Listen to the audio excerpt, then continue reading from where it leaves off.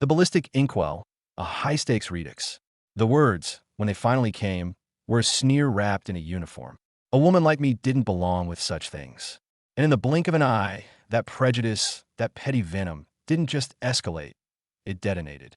The air in the terminal, reeking of stale jet fuel and recycled anxiety, was already getting to me. 12 hours airborne, following a brutal week of international trade negotiations, had rendered me a shell of myself. I was Alani Thorne, the sharpest corporate attorney on 2 continents, and all I wanted was my damn suitcase, an Uber, and the sweet oblivion of my memory foam mattress. The universe, it seemed, had booked me a different itinerary. It began, as all catastrophic turning points do, with something ridiculous. Red flag on my black leather carry-on. At the final security checkpoint before the sacred ground of baggage claim, a TSA agent, a young man with the panicked eyes of a deer in headlights, fumbled with the X-ray. "Ma'am, I'm going to need to call a supervisor for this one," he mumbled. I sighed, a low, weary sound that held all the exhaustion of my week. "It's a ceremonial inkwell," I explained, my voice flat. "A gift from a colleague in London. The X-ray probably can't make sense of the intricate, pewter filigree, but I assure you it's harmless." He wasn't listening. He was waving someone over. Not a supervisor in a polo shirt, but a Port Authority police officer. My highly tuned attorneys got twisted into a cold knot. The officer who ambled up was a man forged from bad policing cliches. A thick neck, a barrel chest, and a gut that strained his blue shirt. A culinary monument to precinct breakroom donuts. His name tag read, Miller.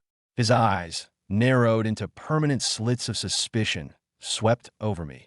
The perfectly tailored but rumpled travel suit, the gold watch, and the cornrows framing my face, lingering just a little too long. "Problem here," he grunted, bypassing the nervous TSA agent and addressing me like I was a criminal already. "No problem, officer," I said, my voice dropping an octave, achieving that tone of cool, unassailable professionalism I'd mastered in boardrooms. My father's lecture from decades ago played on loop in my mind. Be smarter, be calmer, be better. Don't give them an excuse. Miller's lips twitched into a nasty smirk. Confusion, right? Unzip the bag. "Let's see this, inkwell." I complied, my movements slow, deliberate, a performance for the surveillance cameras I knew were humming all around us. I lifted the ornate, heavy inkwell and placed it on the counter. He poked it with a thick, suspicious finger, then his eyes snapped back to mine. "What's a woman like you doing with something like this?"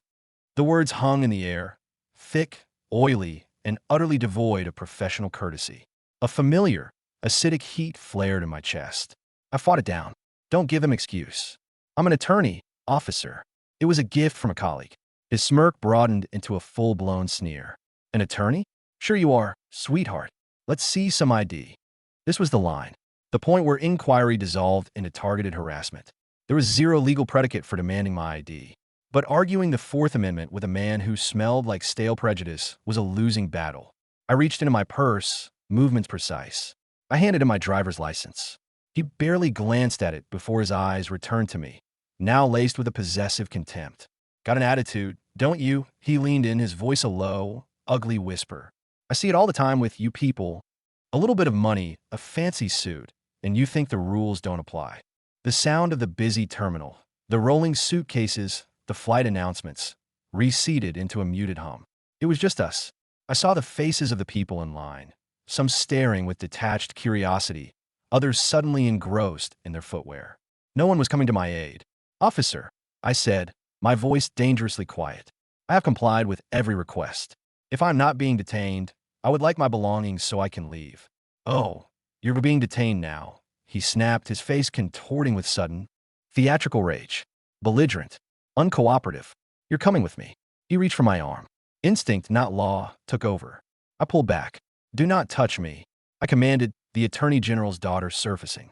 "On what grounds am I being detained?" "Assaulting an officer," he roared. His hand flew from my arm to the holster on his hip. My blood ran ice cold. This wasn't just a confrontation. It was a precipitous, horrifying freefall. The man was unhinged. "Okay," I said, holding up my hands in a placating gesture. "Okay, let me just make one phone call. I'm going to call my father." I reached into my purse for my phone.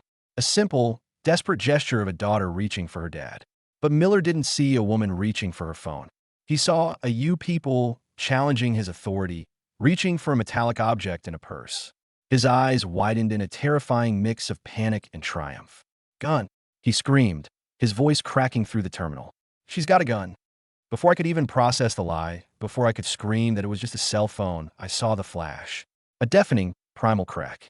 A white-hot, searing agony detonated in my side, slamming me backward. The polished marble floor rushed up to meet me, knocking the air from my lungs.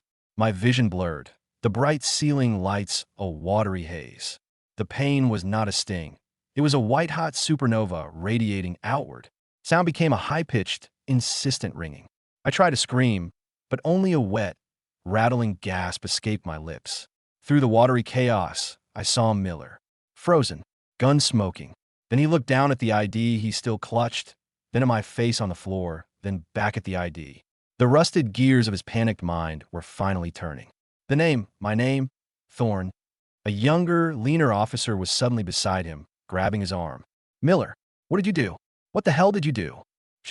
She reached for something. Miller stammered, his voice high and thin. "I thought it was a gun. I feared for my life." The standard issue lie, ripped straight from the playbook.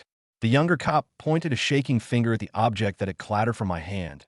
My phone, its screen shattered into a spiderweb. "That's a phone, you idiot. You shot her over a phone." Then the younger cop's eyes fell on the ID. He snatched it. His face went instantly pale. He looked at me, then at Miller, an expression of sheer, unadulterated terror and awe washing over him. "Miller," he whispered, his voice cracking. "Do you see this name? Do you have any idea who you just shot? That's Alani Thorne. You just shot the Attorney General's daughter." The name didn't just drop into the chaos. It landed like a seismic bomb. The frantic energy of the scene didn't dissipate. It intensified and focused, all eyes on me. I was no longer an anonymous victim of police brutality. I was a headline, a crisis, a career-ending catastrophe bleeding out on a public floor. The paramedics, Sarah, and a colleague, were swift, suddenly treating me with a deference that was sickeningly specific. "Ma'am, Miss Thorne, can you hear me? As they carefully lifted me onto the gurney, the world tilted. My head lolled, and through the forest of legs and equipment, my gaze landed back on the security counter. Officer Miller stood off to the side, near my overturned purse. He thought no one was looking, but I saw him with a crystalline clarity that cut through the drug-induced haze. I saw him bend down, pretending to gather my things. I saw his foot subtly, deliberately kick the pewter inkwell, the object that started it all, so it slid under the metal lip of the baggage scanner, out of immediate sight. He was sanitizing the scene, removing the confusing evidence, simplifying the narrative, a non-compliant, aggressive woman reaching for a black metallic object. His head snapped up, sensing my gaze. His eyes, those narrow slits of hate, now locked with mine, filled with animalistic fear and cold, predatory calculation. A silent, chilling message passed between us. He knew I had seen him, and I knew, with a certainty more terrifying than the bullet wound, that he would stop at nothing to ensure my story would never be heard. My father, Attorney General Marcus Thorne, was the first face I saw when I woke in the hospital's private wing. To the world, he was an imposing legal titan. To me, he was Dad. But today, the two merged. The look on his face was the cold, contained fury of the state's chief law enforcement officer, whose child had been targeted by one of his own. "Alani," he said, his voice thick with uncharacteristic emotion. "The doctors say you'll be okay. The bullet went clean through. You were lucky." It wasn't luck. I rasped, my throat raw. It was incompetence, and it was a lie. I didn't let him soothe me. The clock was ticking. "Dad, listen. Miller is building a narrative that I was a threat. His union rep is already on the news channels," my father growled. "Of course," I whispered, "but he made a mistake. He tampered with the scene. The inkwell. I saw him kick it under the security scanner at checkpoint C4. He was hiding it. Get your people there now. Treat that terminal as a crime scene. Seize all surveillance footage. All of it." My father was already pulling out his phone. "There's more," I pressed on. "The younger officer. He saw everything. He saw my phone. He knows Miller is lying. He was scared. He's the weak link. Find him. Squeeze him before Miller or his union teaches him how to forget." For the next hour, my sterile hospital room became a command center.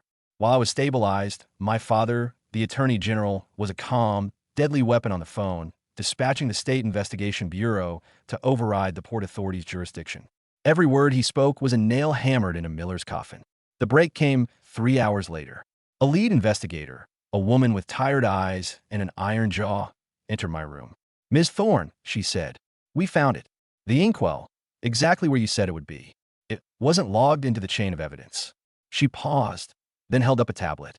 "We also pulled Officer Miller's body cam footage. It conveniently malfunctioned, but the terminal's high-def cameras didn't. And the younger officer is giving a full statement. He confirmed everything. He said Miller called you, one of those people, and that the escalation was entirely one-sided." A profound, bone-deep relief washed over me. He hadn't won. His hate, his lies, they wouldn't be the final word. The news broke that evening.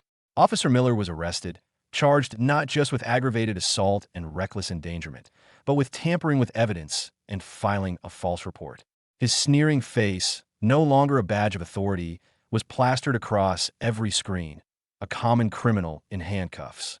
My recovery was long, but my resolve hardened with every physical therapy session. I had spent my career in the clean, sterile world of corporate law.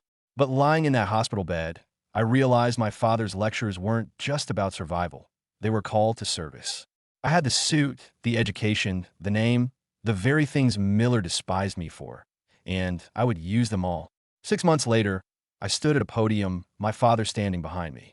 The scar on my side was a dull ache, a permanent reminder. The inkwell, now a symbol, sat on my desk at home.